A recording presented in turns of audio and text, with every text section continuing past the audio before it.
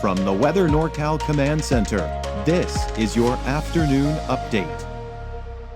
Your weekend weather update is made possible by Caltrans District 2.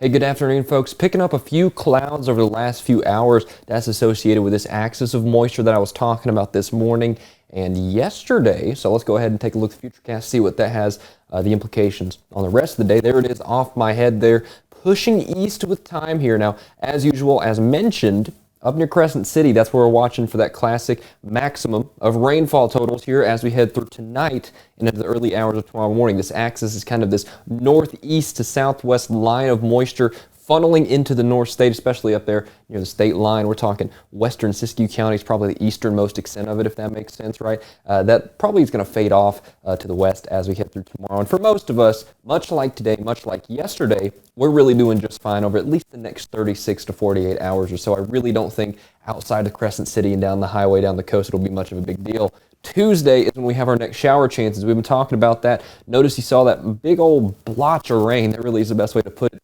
Largely west of I-5, but I think showers could extend as far east as eastern Siskiyou County, maybe out towards the East Mountains. But I think the main areas of rain will be over here, I-5, points west near the valley. All right, now, through the midweek, it looks like we shape up for a little bit better conditions, kind of keeping those clouds, right? But showers look to mostly stay away as we head deeper and deeper into the week. That's because that system is actually starting to fade off, right? It's this cutoff low, as we call it. You'll see why they call it that. It's cut off from the jet stream here, right? And it kind of just spins itself to death off the coast. And then, of course, we get those showers isolated from it, but it really kind of just fades away as it hits the inland, right? And then check this out. Behind it, towards next weekend, big old wedge of warm air. Check that out right there, North State, that's us. We're probably going to be warming up here in the extended term over the next 7 days or so, but in the meantime, it's not so. Discuss that more here in a few moments. First things first, though, wave heights. Looks like they're a little rambunctious right now. They'll be settling down a good foot or two, though.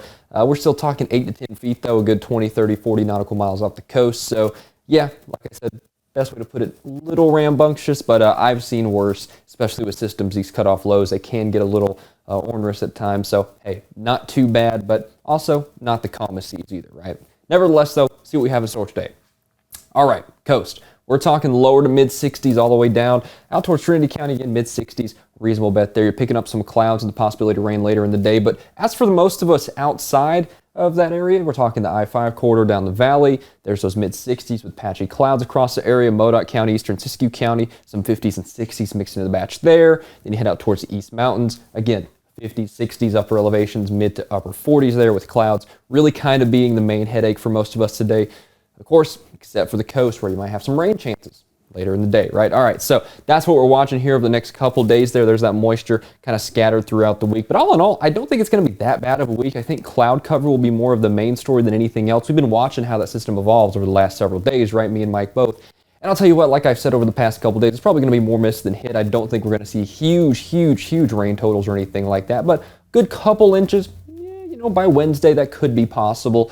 I don't think it's going to be too bad of a week, though, when all is said and done with it. Check those temperatures out, right? We're talking 50s pretty much throughout the week. Not seeing much in the way of a huge warming trend right now. That's what I was talking about earlier with that warm wedge of air, too.